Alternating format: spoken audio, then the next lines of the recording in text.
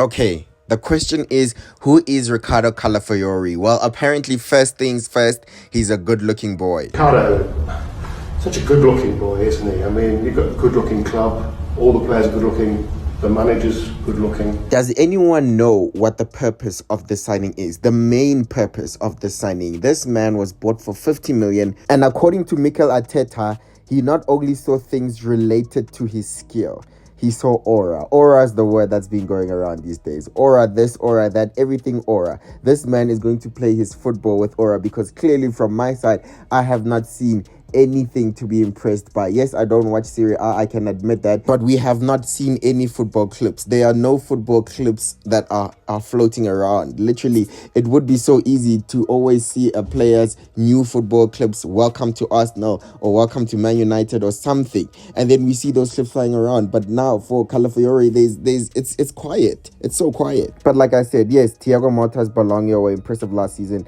They finished fifth, and that would secure them a Champions League spot. Remember that the Champions League, number of teams in the Champions League is improving, or increasing rather, and there's a change of format. So yes, Thiago Motta also was one of the coaches of the season, and he got a move to Juventus.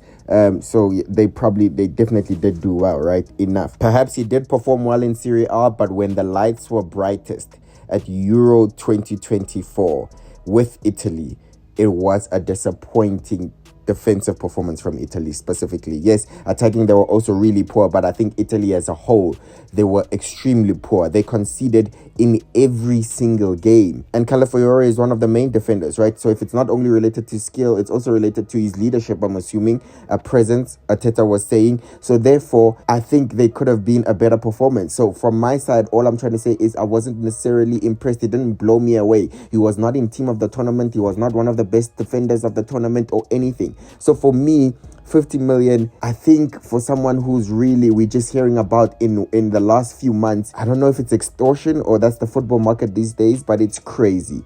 We can't even judge consistency or anything right now because we've only known about him for the last 3 months. I'm so sorry, but I am not necessarily impressed or excited about the signings.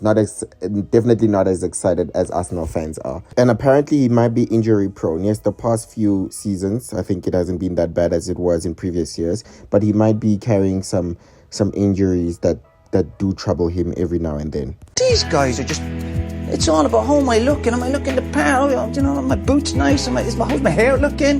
Play the game. Play the game. When is he going to play the game? Where is he going to play the game? Because I look at Arsenal centre-backs. Saliba and Gabriel are the best centre-back pairing in the Premier League. It's no debate. They have been for 2 years. He's not touching that centre-back pairing. Secondly, at left-back with Zinchenko. Zinchenko, say what you will about him, about maybe his defensive abilities or whatever, but he is the best inverted left-back in the country. This man learned this skill from the best. He learned it from Pep Guardiola, and he plays CDM. There's a reason he plays CDM for his country, Ukraine, and he's a leader, he's a captain. Everyone knows that about him.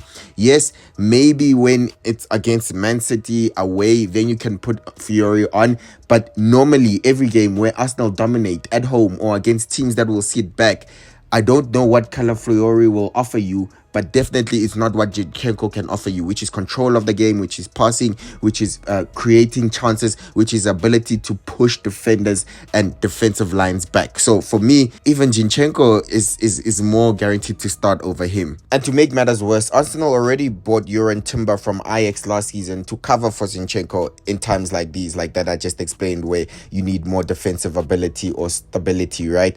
And he barely played for Arsenal last season. He was injured, and he will be back available this season. So again, where does Calafiori fall in the pecking order? Besides the fact that he's a model, the only thing that I know about Riccardo is the fact that his girlfriend turned on Prime Mourinho, parked the bus to eliminate the threat of an enemy. Look at this high press while he was giving an interview, a post-match interview. I think they had won the game or they just qualified for Champions League, and she saw a threat and she was marking her territory. Baby girl first turned up the Bobby Firmino ultimate pressing machine. That's an extremely high press. And then she hit that man marking like under Herrera on Eden Hazard. Then she didn't leave. She then proceeded to pack the bus like peak Jose Mourinho. That's the only thing I know about Calafiori. And to make matters worse, apparently he cheated on her again on vacation not too long ago.